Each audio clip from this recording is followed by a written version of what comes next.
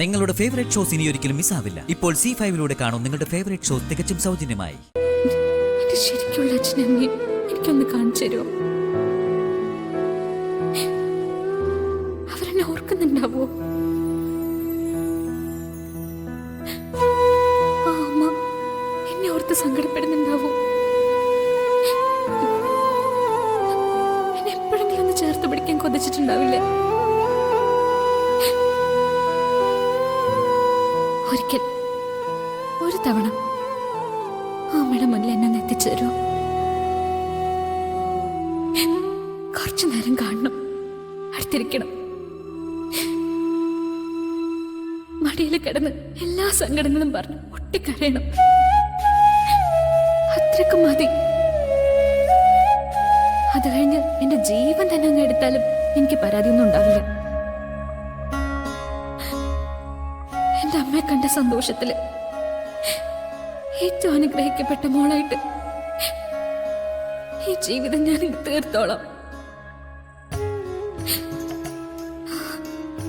എവിടെയായാലും എന്നെ പ്രസവിച്ച എന്റെ അമ്മയ്ക്ക് സമാധാനം കൊടുക്കണേ.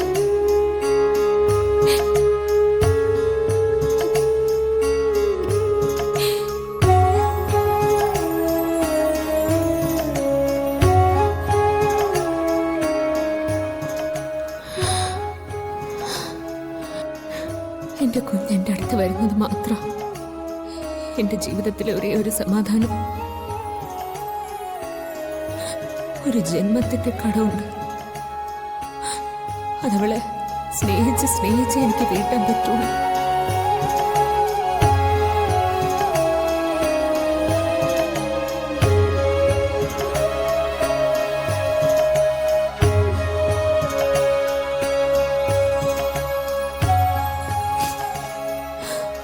ഇനിയും വൈകിക്കല്ലേ കൃഷ്ണ.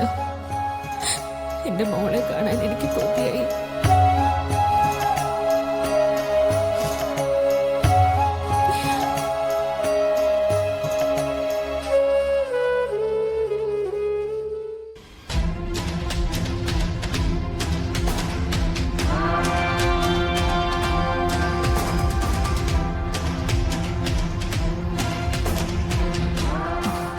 ശ്യാമേ, ഐശ്വര്യക്ക് എന്തോ സംശയം കാര്യമായിട്ടുണ്ട്. ശ്യാമ മോളെ കണ്ടെത്തിയോന്ന് എന്നോട് കുത്തി കുത്തി ചോദിച്ചു. പക്ഷേ ഇല്ലെന്ന് ഞാൻ പറഞ്ഞു. ശ്യാമ, ഞാനൊരു കാര്യം പറയട്ടെ. ഐശ്വര്യയെ പേടിച്ച് സ്വന്തം മകളിലേക്കുള്ള ദൂരം ഇനിയും കൂട്ടണോ? ശ്യാമ ഉറച്ചൊരു നിലപാടെടുത്തേ പറ്റൂ. ഐശ്വര്യയെ ശ്യാമയ്ക്ക് ധിക്കരിക്കേണ്ടി വന്നാൽ ധിക്കരിക്കണം. എന്നിട്ട് നമുക്ക് സംശയം തോന്നിയ ഇടങ്ങളിൽ മോളെ അന്വേഷിച്ചിറങ്ങണം. പറയാൻ എളുപ്പമാണ് ചേച്ചി, പക്ഷെ അപകടം ചെറുതല്ല.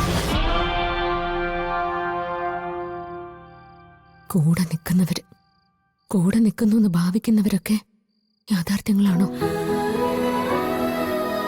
എന്റെ കുഞ്ഞ് ജീവിച്ചിരിക്കുന്നു എന്നൊരറിവ് കിട്ടിയ അവരാ നിമിഷം അവളെ ഇല്ലാതാക്കില്ലേ?